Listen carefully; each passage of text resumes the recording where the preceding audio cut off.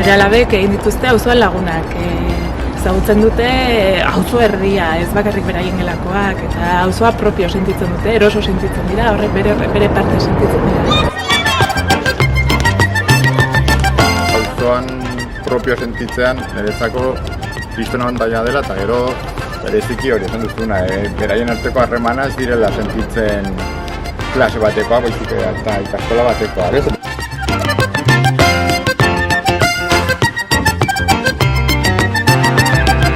Laguntzen du pila bat, olako komunitate indartsu bat eratzea auzoan. Publikoa eta euskarazkoa.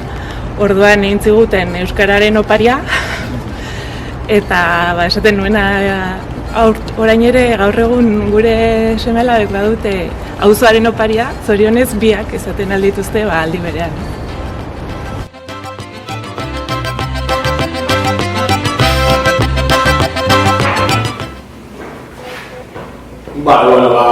Gu honak etorri gara gure praktikalietako amaitzera, gure formakuntza amaitzera, polita iruditu zitzaigulako pixka etxera itzultzea, ikasleak gara, eta gainera kontuan izan da bai infrastruktura aldetik eta bai metodologia aldetik gauza asko aldatu dela ikastetxean. Orain esaterako metodologia berritzaileak hemen praktikan jartzen dira, eta oso polita iruditu zitzaigun hona etortzea horiek ikastera, eta ere aipatzekoa da inklusioaren aldetik ere aurrerapauso erraldoiak eman direla, eta ikastetxeak aurrera da ez. Gainera, metodologia berri hauekin eta ikasle kopuru murritzagoa izanez, ikasleak aukera dute adin ezberdinetako beste ikasleekin lan egiteko. Eskolan ez ginen sartzen eta moduluak sortu zituzten, eta orain egia da dela asko hutseak daudela eta horiek erabili dituztela metodologia horiek aurrera eramateko. Supermerkatu bat eraiki dute matematika lantzeko eta gela hutsa horiek erabiltzen dituzte giroetan lan egiteko. Eta horrek suposatzen duena da eskolaren kalitatea handitzea eta ere bai aurrek motivatuagoak etortzen.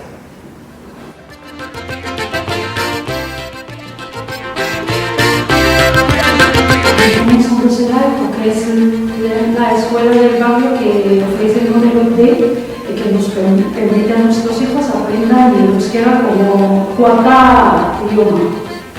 En nuestro caso, tanto mi pareja como yo no sabemos euskera ninguno de los dos y hemos visto que en apenas 4 meses, la verdad es que el niño habla, escribe, se expresa. Y otra cosa es la prima, es muy activa. En poco tiempo hemos tenido muchas actividades, como una fiesta de otoño, una fiesta de lechero, una fiesta karaoke. Entonces hay chocolatadas algunos viernes, la verdad es que merece la pena.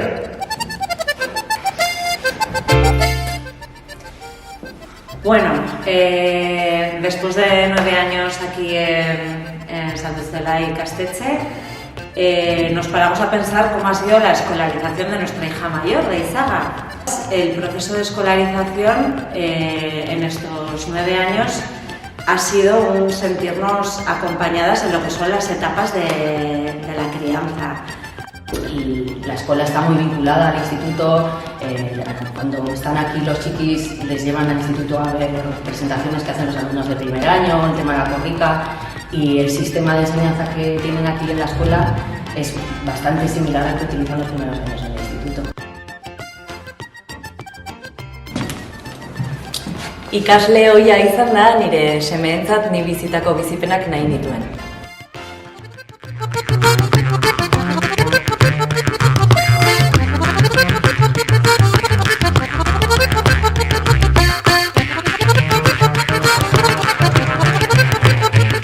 Ezinezkoa da gure seme-alabek zertan lan egingo duten jakitea eta uste dut euskerak asko lagunduko diela.